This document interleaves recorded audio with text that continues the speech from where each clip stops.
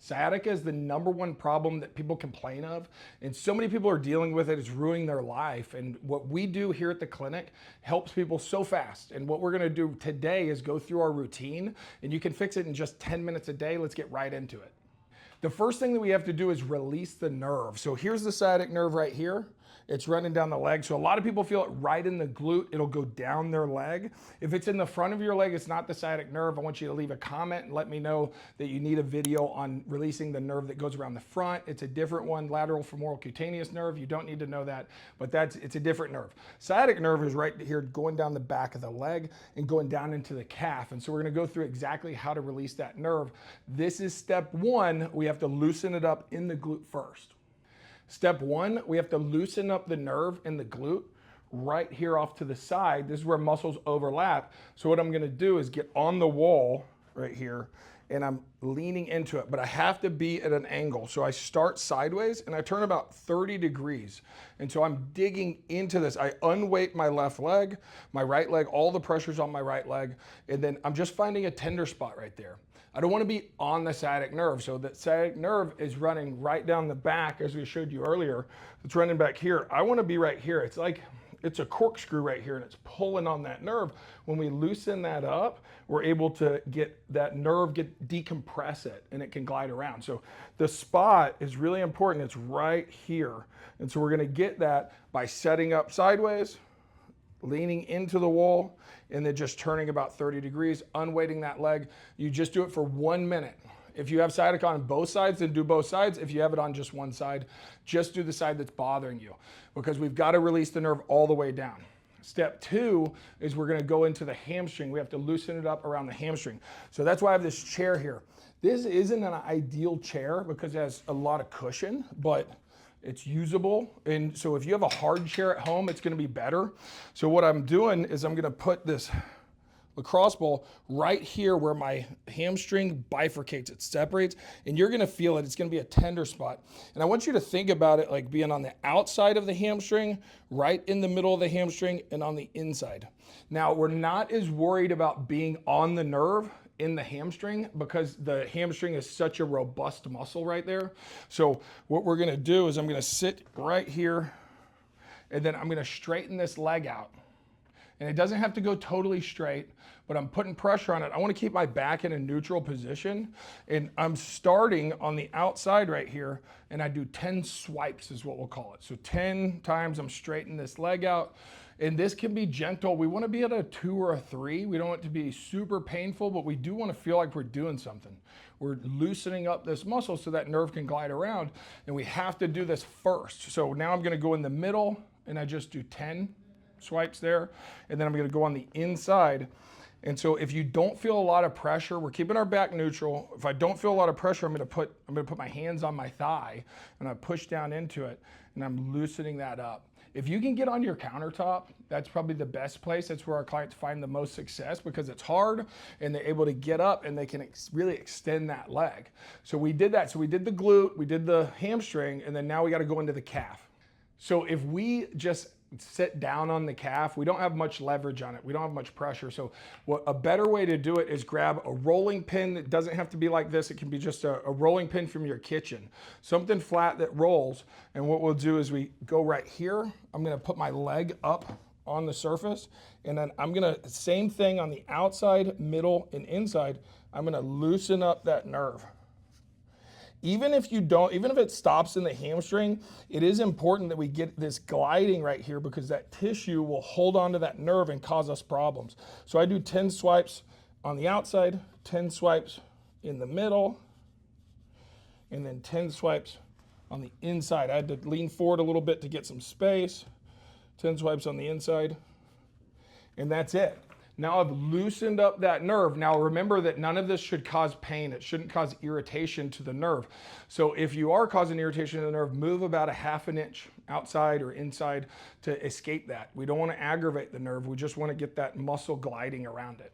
This is phase 2 where we get the nerve gliding through the muscle. So we've got to use the muscles now. So we loosened up that tissue around the nerve. Now we need to use those muscles. So the first thing that we want to do in phase 2 is get and do a hip hinge squat. So that's where I'm going to come. My face stays in a neutral position with my chest, and I'm kicking my butt back. And so you can see that my knees aren't dipping inward. I'm keeping them pushed out. My weight's really leaning towards my heels. And I'll show you right here. I'm going to do the same thing. I'm kicking my butt back and I'm touching and I'm coming forward. But you see that I'm not extending in my back at all. I don't want to extend in my back. That's going to cause more compression, more irritation. I want to feel a pull and a stretch through my hamstrings. So I push back, come forward. So backward with my hips, forward with my hips, my chest and my face stay in line. My lower leg is staying totally vertical. It's staying just over my ankle.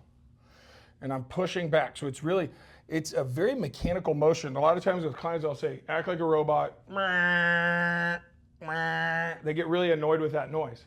So you can also grab your belly to make sure that you don't extend, because that's what we see most often. There's two big pitfalls with this one, is that people extend with it. And so now we're compressing those nerves in our back. The other one is that we come forward with our knees. So we're going down, and we're using our quads instead of lengthening and using those hamstrings and the glutes. So we don't want our knees to go forward at all. So that's our hip hinge.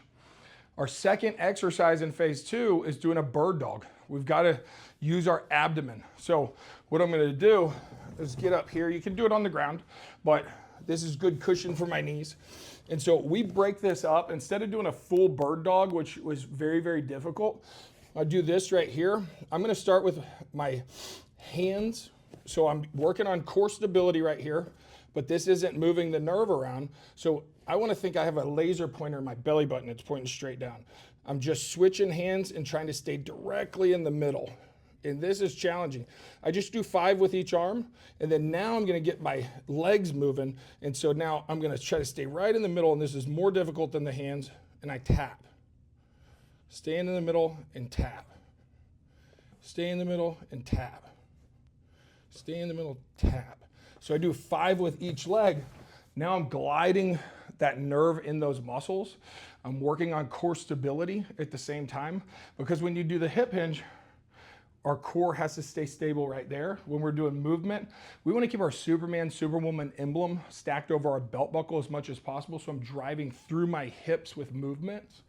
And so this is going to be a great exercise paired with the hip hinge to get core stability, the glutes fired up, hamstrings fired up, and that nerve gliding around. We can't just roll out.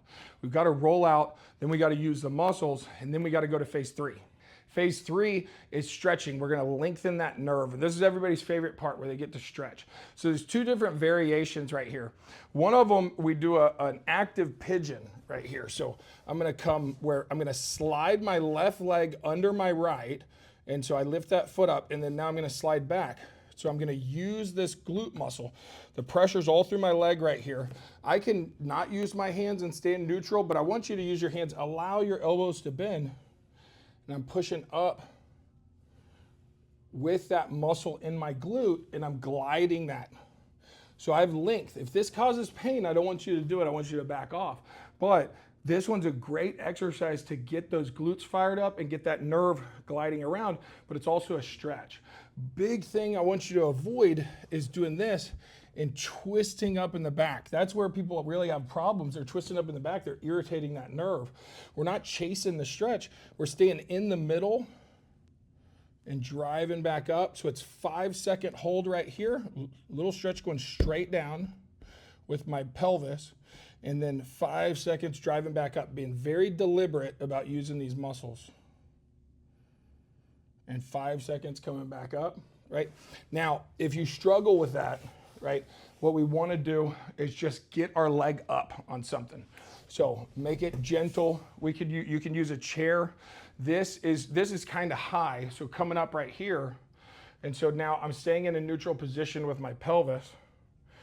And then I'm going to use that muscle to push me up And then I'm gonna sit down into it for 5 seconds. But I can't be twisted up, folded, anything like this. That's moving through my back and that's causing me problems. I'll show you variation 2.